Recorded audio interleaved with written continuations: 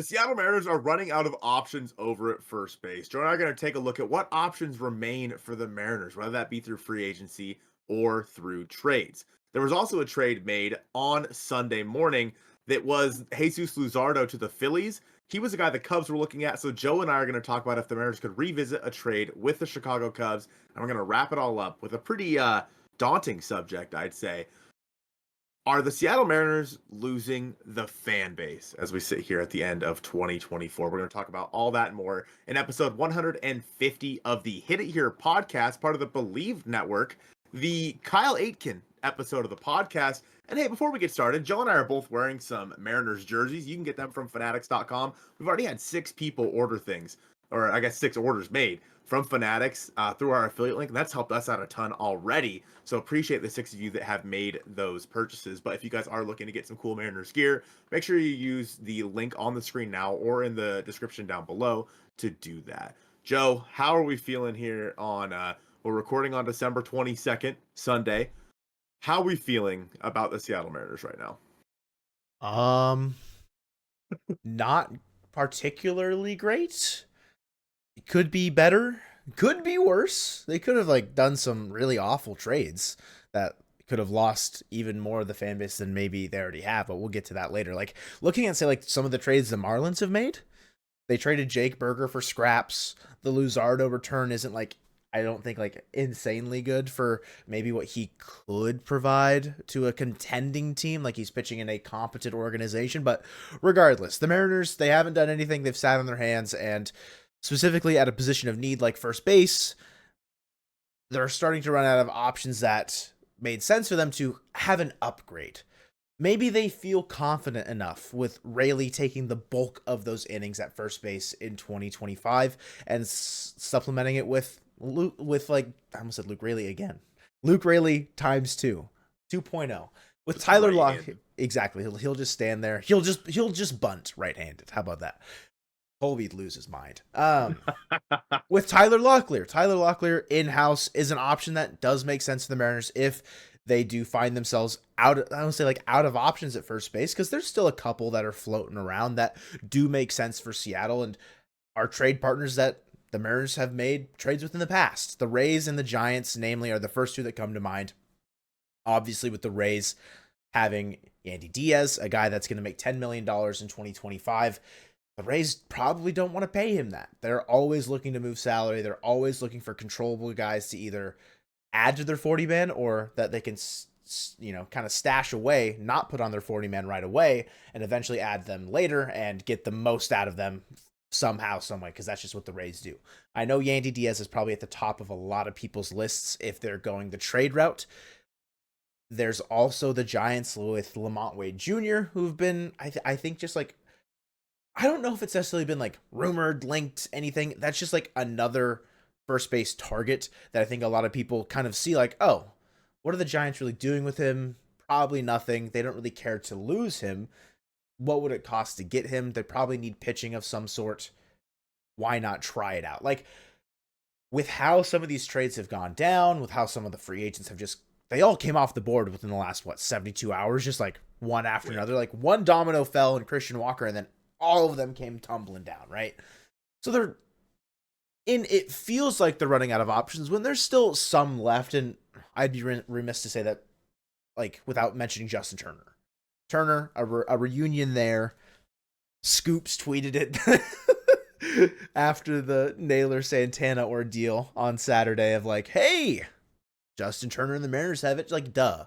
Of course they do. That's we've been new for a month, Scoops. All right. I get that now it's more relevant, but it's just with upgrading at first base, maybe they don't deem it super necessary. And maybe that's why they haven't been as aggressive.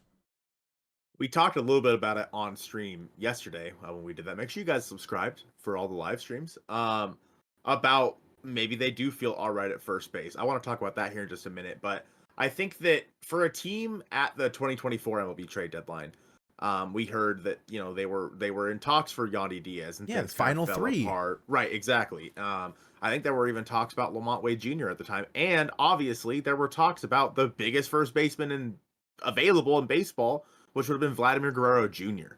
and that the Mariners had been engaged on him as well. I think that there is a fine line the Mariners are willing to walk when it comes to payroll, especially at first base right now, because Yandy Diaz is making what did we say, like $12 million, something like that next year in 2025. Like, cool. If you go out and trade for Yandy Diaz, what are you really doing with Luke Raley at that point? Because they fill a pretty similar role. Obviously, Yandy has great bat to ball skills, etc. But at the same time, Luke Raley's just kind of out of a position. You're not going to put him in the outfield unless you're going to platoon him with Victor Robles, which might happen in 2025. Like there's a possibility that even if they do roll with Luke Raley and Tyler Locklear, there's a possibility that at some point they decide to move Luke Raley back to the outfield and give first base to Locklear full time. Highly unlikely. Highly unlikely. And then so when it comes to the money they're willing to spend, obviously Vladimir Guerrero Jr. would have been out of the Mariners' realm of possibility in terms of payroll they were willing to add. But at the same time, it's Vladimir Guerrero Jr. Who cares? If you can get Vlad, you do it. Because he's going to be making a hell of a lot more this time next year when he's a free agent. I think that for the guys that are left, you mentioned, of course, Lomatway Jr., Yandy Diaz. You mentioned Justin Turner. The other obvious one, of course, is Pete Alonso. There is no realm of possibility that with where the Mariners are at in terms of payroll, that they're willing to pay Pete Alonso what it's going to take. And especially if they're not able to, make a trade somewhere along the line of a starting pitcher or something like that, specifically Luis Castillo or what have you. I think that it's a very difficult and fine line to walk for the Mariners right now, because how are you supposed to get better at first base when you've already pigeonholed yourself into $16 million, which makes me think that they are more than welcome to the idea of having Luke Raley and Tyler Locklear share first base and using that $16 million to upgrade at either second or third and have the other position that they don't upgrade at be Ryan Bliss and Dylan Moore. Based on where things are at right now, I think that of the three positions, the Mariners add at one of them. I don't know which one it's going to be, but based on how things are going, I don't think it'll be first base. I think there is a fine line that we could play here with Yandy Diaz and say he used to play third. I don't think that's part of the equation here. He is, I think, strictly first base now. DH. I don't want to take that stroll with Diaz. I wouldn't even take that stroll with Guerrero Jr. I wouldn't take that stroll going back to Ty France. Even we'll talk about Justin Turner. He used to be a third baseman. Any of those corner infield types that are mainly first baseman now, they're not going to sign them to play third. Full stop. That's just not what's going to happen if they do make that move. Would you say that? What is the more likely position that you think they add to between second and third? Because if you don't think it's first base, out of the options that we've said, and if you think they're just going to go a little bit bigger at one of third or second, which one do you think it would be, or which one, I guess, do you think it makes more sense to do? I think it makes more sense for them to try to do it at third. I think it's a much more important position for them to try to upgrade at. And I think that Ryan Bliss and Dylan Moore both profile best at second base. Now, with that being said, I don't necessarily know who's out there on the market to go get as a third baseman, because again, they're not going to be in on Alex Bregman. They're not going to be in on, I don't even know who else is out there right now. I mean, it's Bregman. That's kind of the end of the list as far as guys that are above, I think, the Mariners' payroll budget that you'd want to start every day at third. That would be big upgrades. I think the first name that probably comes to mind that most is Ha-Sung Kim right. But he's not going to play the first half of the season. As far as free agents are concerned, you could still make a trade where you're taking on 10, 12 million at third or second. And that is how that money gets spent. Because similar to talking about trading with the Rays for Yandy Diaz, that second base spot, I mean, that could be Brandon Lau, and he's making 12 million, and they've already accepted the club option knowing that they intend to trade him. That's the upgrade at second base that takes up the majority of your budget. You probably sign a Donovan Solano for 3 or 4 million, and that finishes that out as far as offensive moves are concerned. And maybe you just take your chance with a bunch of minor league contracts for relievers. Add guys to the pile. Just keep adding guys to the pile. Third base is kind of hard because you look around the league, it's Arenado? Are they going to pay down that? Is he going to waive his no trade? Of course not. Like, are you going to go to Ryan McMahon? I'd rather not. I hope not. It'd be a little bit too expensive for like what the production you're gonna get. Also, Obviously, you're not trading for Bohm either. That's another one that's yeah, not and like happening. with Bohm, like the price is too high. Maybe you ask the Phillies for Edmundo Sosa. Is he really that big of an upgrade for you? Like, I don't know. You could try and revisit with the Cubs since they missed out on Luzardo. See if they're still, you can dangle Castillo in that way, but with how they've positioned themselves going forward in 2025, obviously getting a big, potential MVP candidate in Kyle Tucker, it doesn't seem like they'd want to trade Nico Horner unless they're getting a legit and like maybe not everyday second baseman back in return. Like, but if you could get Horner for Bliss and like Castillo, and you get another piece on the other side from there, like I could see that being an avenue that the Mariners try and go towards. But do you think that there's any more legs with the Cubs trade being like active now because they lost out on Luzardo? Because when the Tucker trade happened, it was like the Cubs have now changed their like position on who they're going to trade a starting pitcher for because Luzardo, the Marlins want prospects. Duh. The Mariners, they wouldn't want prospects for Luis Castillo. Like, is there anything there going forward? The hard part is kind of what we've seen some of these trades look like. Like the trade for Luzardo, like you said, it was prospects. It was the number 4 for the Phillies, the number 23 for the Phillies. It went back to the Marlins, and even in some of the other trades we've seen, we didn't really mention it in the first base market, but yeah, Lowe. We talked about Nathaniel Lowe, who was just traded earlier today that we're recording this for a reliever, like a good one. Don't get me wrong. He has a chance to be a really good reliever, but like, okay, Josh Naylor was traded for Slade Ciccone, who is awful, and a comp round B pick. Like the Mariners should have been in on every single one of those trades.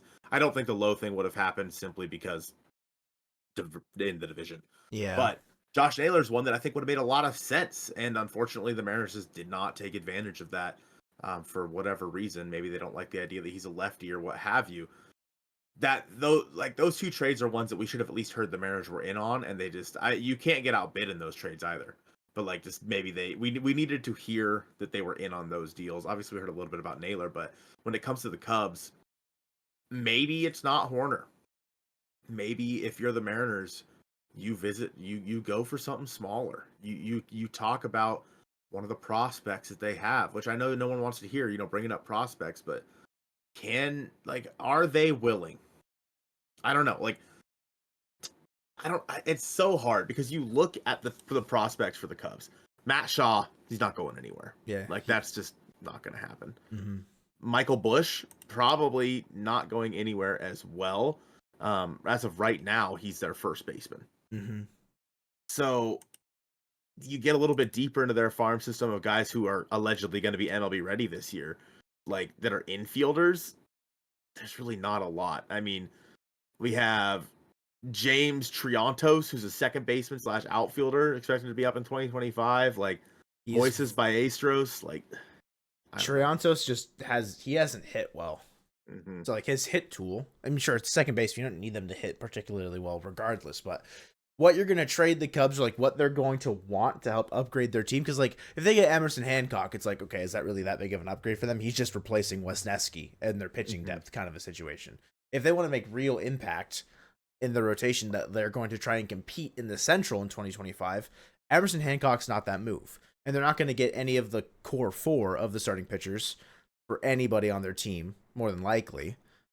So Castillo's the most likely option still, just given, how values kind of equate.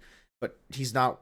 Castillo is worth way more than Triantos. Like, you could do like Triantos, Mervis, and it's like you're still missing the point of like what real impact looks like on a return for a Luis Castillo trade, which makes sense that Horner's like the main guy because that's a position of need that the Mariners have. I think that you could probably pull something off, like if you sell them on Ryan Bliss, or do you sell them on Dylan Moore? Do you trade them Dylan Moore? Because he had 2.5 win season last year, utility guy. Like, he's last year of his contract. Yeah, like second base. I mean, it would suck to trade a guy like Dylan Moore, who's I think largely a fan favorite when things are going well. obviously he can be a very frustrating player when he's not, but like if you trade Dylan Moore and you get Nico Horner in return, obviously like there's more to that deal. You need someone else to fill out third base with Ryan Bliss. But you probably have money there now to kind of make a bit more of an impactful move. Maybe it's not an everyday guy at third, but like you could still figure out something there that makes sense. I don't want to say like Yoan Moncada because like that's gonna give people nightmares. Yeah, I see your scrunched face, but like maybe Dylan Moore is more enticing than Ryan Bliss because of what he's done at the major league level. But I'd probably go against that line of thought just based on like service time, club control. You've seen Ryan Bliss just pop in the minor leagues. Hasn't had a lot of run.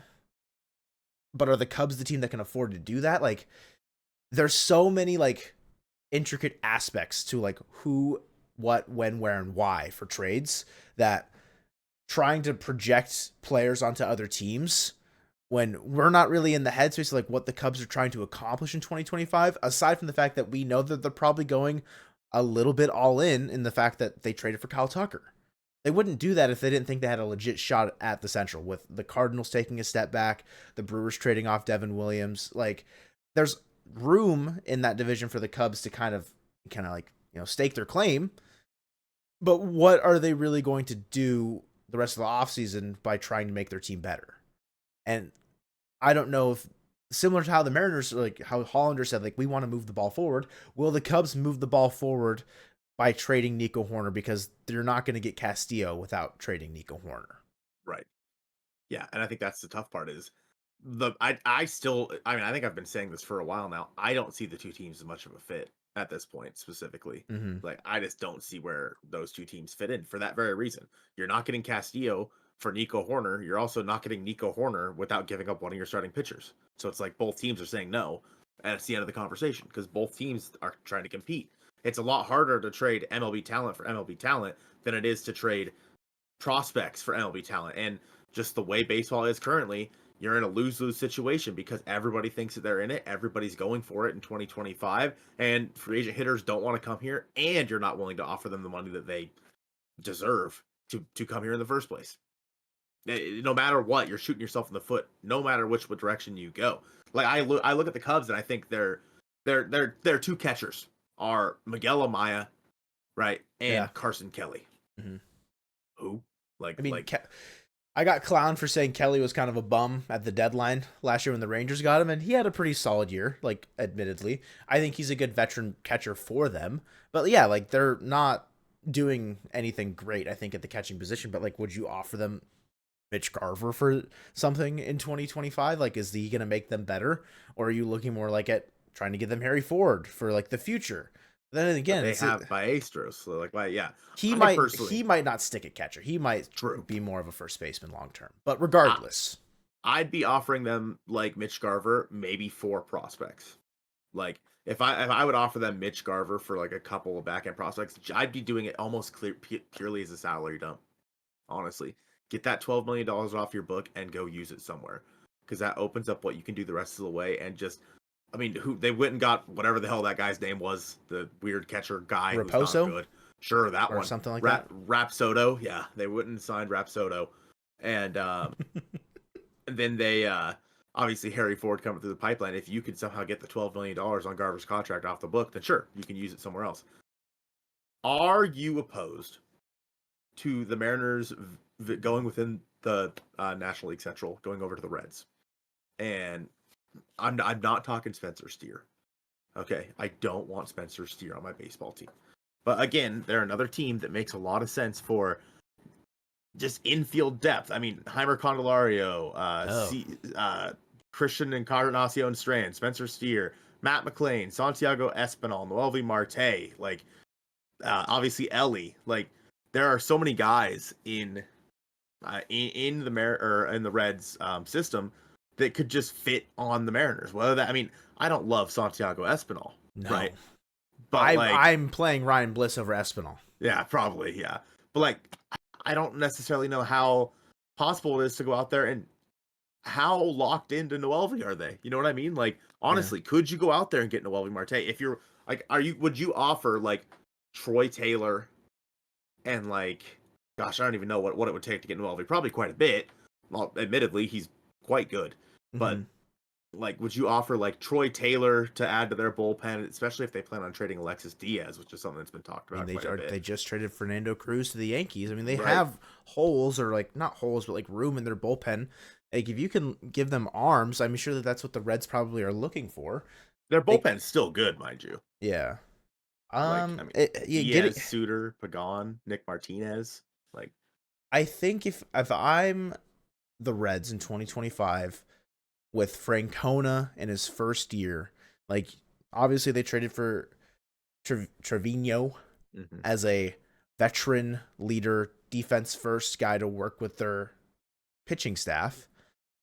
I feel like if you're looking to acquire guys, you're probably wanting more been there, done that players, as opposed to, not to say that there's anything wrong with wanting Troy Taylor, but like if I'm the Reds, I'm probably looking at like wanting to bring Castillo back in that way. Yeah. Like that, like something like that can make sense to help out the rotation depth, just because Green's been pretty hit or miss with his health. Lodolo, same thing. Like Castillo's been healthy. I Brady wouldn't. Singer's bad. Yeah, I guess they already did address the rotation with Singer, huh?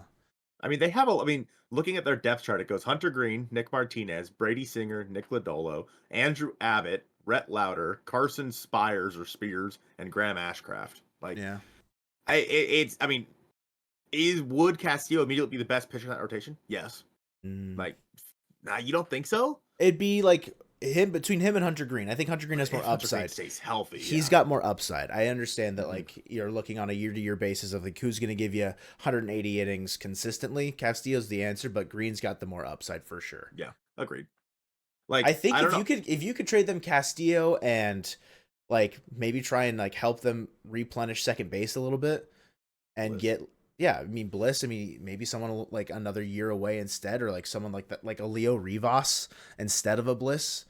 Do that for like Graham Ashcraft, who was eighth there. That helps fill out your number 5 for right now, I'd say. And then you can get one of their infielders, and maybe you throw in a bullpen arm as well. Like if it's Marte and Graham Ashcraft for Castillo, and then two infielders that the Reds like, I'd be okay with doing that. Like realistically, I probably would. If it's McLean, even more exciting. I don't want Candelario. He was awful last year. Encarnacion Strand, like he's just a first baseman. Like it doesn't really, the fit there doesn't go as well in my opinion. Steer being available is interesting. I know you're not into it. If he has, I think, more consistency with where he's playing, specifically the infield, he's not gonna have to go play the outfield. The infield, I think, could be better for him. Obviously, Perry the GOAT, Perry Hill could maybe fix him, and his defense would no longer be one of the worst outs above average in all baseball. Maybe that's the avenue, but navigating the trade market with what we've seen and how the talks have basically fizzled out on most Mariners fronts, like I'm not inspired by anything happening before the end of the year. Hmm. And that kind of brings us to our final topic here. With how this offseason has gone, with how last offseason started, and with how the last 2 seasons have gone as a whole, the Mariners really are that start. We've talked before about how they've lost everything they the goodwill, if you will, The momentum. that they built like from 2022. It feels like all that momentum, all that goodwill is gone now because this team just continues, and it is again, it's everybody's fault. John Stanton on down. That includes Dipoto, everyone in the front office. That includes Scott Service. Maybe not like Dan because he's only been there for a little bit, but like you know what I mean. Everybody is to blame for where this team is at right now, and as they begin, because you look at everyone's pissed basically all what I'm saying is everybody's upset with this team right now, and myself included. I mean, I went on a tirade the other day texting Joe after the Naylor trade and then Yeah. Santana signing right afterwards. I was like, well, cool. Like the Mariners have been linked to everybody and have signed nobody this offseason. I have traded for nobody Are we the this offseason. Giants? Yes, oh my gosh, when No. is our Arson Judge moment? Mm. um but like I think that as the fan base begins to everyone's always grumpy around Christmas anyway, but as the fan base like begins to realize, hey, this team is putting their own self-made restrictions on themselves with the $16 million budget that John Stanton has put on this team. And we can't trust Jerry and Justin to go out there and acquire a talent that is actually going to be good in this ballpark, because frankly they haven't done it other than a very few guys. In like, Mitch was good there for a little bit at first. They acquired him. Victor Robles, of course, but otherwise largely they've all been failures over the past couple of years in terms of guys they've acquired, especially ever since the 2022 season. And so I don't know. I think that this fan base is one that has been waiting since 1977 for this team to make it to the World Series. They've been to the playoffs, 4 or 5 times in that nearly 50-year span. It's unacceptable. And it just when it felt like things were starting to go the right direction, finally, after 20 years, this team once again continues to disappoint. They get right up there towards the end of the season, and they get so close, and they just miss again. Mm-hmm. And sure, maybe 10, 15 years ago, I would have looked at this team and been like, man, if we could just have a few years of winning 88 plus games, oh man, I'd feel great. Because that's just where the Mariners were a few years ago. But you watch other teams that start their rebuild or retooling after you and are making more headway than you are. It's a problem from the top down. And I think that the fan base deserves better. I think the fans know that. And I think that, frankly, they're all getting tired of it. And as it becomes clearer what the core of the issue is in John Stanton, the fan base now has a figurehead to basically say he's the one, he's the problem. And because of that, the fan base can all rally around one thing, and that is the hate for John Stanton. And I think that it runs through me. I hate the guy. I do. He sucks. Everything about him sucks. He looks stupid. He's old. Get younger, idiot. Yeah, just like reverse your age with all your money that you don't spend on the team, pal. Yeah. Where's that money going? Yeah. It's pretty alienating. Like the way that you reached a high in 2022. I feel like the 2023 offseason, it could have gone better, but there was definitely like headway made with like the Teoscar Hernandez trade. Like that was definitely a big deal. The Colton Wong thing, definitely a big deal. Like those were winning moves on paper. They didn't react well to it. Of course, they could have done more than getting AJ Pollock after that. Like that's where you start to like, okay, it's not even nitpicking. It's just like pointing out like the errors in the ways and like figuring out like, oh, Mike Ford's the answer at DH first. But like there was, which we all knew, by the way, for months, and they just refused to call him up.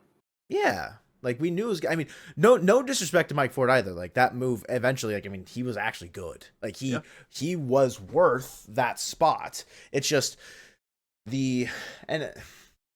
whether or not it's lack of communication, lack of direction on their end of like what they think they want to know and go do. Like lack of brain cells. Sure, maybe, we've only got 2. Imagine they have the same amount as us, maybe less. Kind of crazy. I wouldn't want to be in those rooms with that few of brain cells. But I don't know. Like it just continues to, I think, alienate the fan base after you got them so close and so like nurtured together of like so many years of like, oh, this is just like, it's not working out. Okay, new regime, got pretty close. Okay, COVID, rebuild, etc., etc. 2021 was probably, of all the seasons where you don't make the playoffs, the funnest one because you shouldn't have been there. Like they were winning games night in and night out that you never should have won. And then you get Mitch Haniger's seeing eye single through the left side, like electric, absolutely electric. And it's like, oh, so close. How will they rebound in 2022 to make that better? They signed Robbie Ray. That's a big winning move in that offseason. That's huge. Sure, he didn't have the best coming off a Cy Young award-winning season, but then you trade for Castillo in that same season at the deadline. Like, they were making winning moves. The 2024 deadline feels like some winning moves in there as well. Obviously, Jimmy Garcia didn't pan out. Chargois didn't pan out as much. They still got Randy. Whether or not he's here by season's end because of how much money he's going to make in arbitration next year, that's a whole other bag of worms. But that bag of worms is directly tied to one man's pocket, and it's John Stanton. And he is the sole, like you're saying, like the, not even a scapegoat, because he's not like being put blame on that he's not deserving. He's a lightning rod for every single ounce of disdain that every Mariners fan has for him. And of course, we talked about on the live stream, like the casual fans probably don't know who John Stanton is. And if you're a casual fan listening to this, hi, John Stanton's your problem. It then creates other problems beyond that, where it's not just Stanton. Like, you can point to the lack of process that was committed to by Jerry and Justin. And maybe it's not lack of process, but it's lack of successful progress that they've tried to implement, that they haven't allocated the right money, resources, whatever, to the right MLB talent. Because every single time someone comes here, they suck. Other than Luke Raley last year. All the guys they brought in did not perform well, other than Luke Raley. So it's like, what's going wrong? I guess Robles too. That was a midseason acquisition. That's not the point. And they've talked about that too, though. It's like they've kind of rearranged or like redistributed, whatever, their thought process. Reevaluated, that's the word. Their process on how to assess hitters or assess talent. And that's good, because clearly something wasn't working before. I don't think it's like completely lost. Like, the ties haven't been completely severed. That would be bad for the Locked On Mariners podcast if they were. But I think that there's still, not that there's still hope kind of a thing, because there's still so much good talent on this roster. Mm-hmm. And there's a lot of good faith with the coaching changes that have been made. And maybe they let Scott hold on for too long. Maybe they did. And for whatever reason, we don't know why. Just because he was winning, the team was winning. The process wasn't great in their winning formula. Like, whatever happens next year, I think will be a big telling, like, it'll be a big tell on to what the following, like, 3 or 4 years will look like. Specifically if Jerry and Justin are employed by the Mariners in 2026. Like, if they miss the playoffs in 2025, they got to be gone. They have to. And that's just, like, fact of the matter. Like, I think you've talked about it plenty of, like, if this were the Phillies, the Yankees, the Mets, like any bigger market team, and you looked at what their president of baseball operations has done, and you say attribute those same things to, like, what Jerry DiPoto's done to theirs, he wouldn't still be employed. And that's just how that is. And the longer they continue to employ a guy who hasn't really won the team hasn't won the fans anything as far as playoff appearances, playoff series, eventually he's got to go. Yeah, I think that you made a really good point when you talked about, like, the winning moves when it comes to Luis Castillo, Randy, Robbie Ray, etc. The Mariners, obviously, we haven't seen it yet this offseason, but we've heard that they've been involved in wanting to make winning moves. Cool. But it didn't happen. And even, I think the thing that has hurt the team the most is making those winning moves, and like you said, following it up with not winning moves, with AJ Pollock or stuff like that, with the role players that are supposed to help you, but, like, in the end they don't, because frankly you were bad at analyzing the talent. Now, that has been the thing that has killed the Mariners the most, is making big moves and then not going far enough. With that being said, you also mentioned how they are reevaluating changing the way they evaluate talent in terms of hitting coming to Seattle, which is great and all, but right now it just seems like they're evaluating it as just don't do it. Their evaluation is don't bring talent to Seattle. They can't disappoint us if they don't come here. That's right. They can't disappoint us if we already disappointed everyone else. That is kind of how it's felt so far. It sucks, man. We are a couple of days away before Christmas, and I'm just dead inside. Mariners haven't given us any presents underneath the tree, bro. That's right. And I'm waiting. I'm waiting for Santa John. No. John Santaton to come down the chimney with a present. But that's gonna do it from us here on episode 150 of the Hit It Here podcast, the John Santaton episode of the podcast. It was presented by Fanatics.com. Be sure to use our link down below, and go Mariners. I can't believe you chose John Santaton. That's crazy.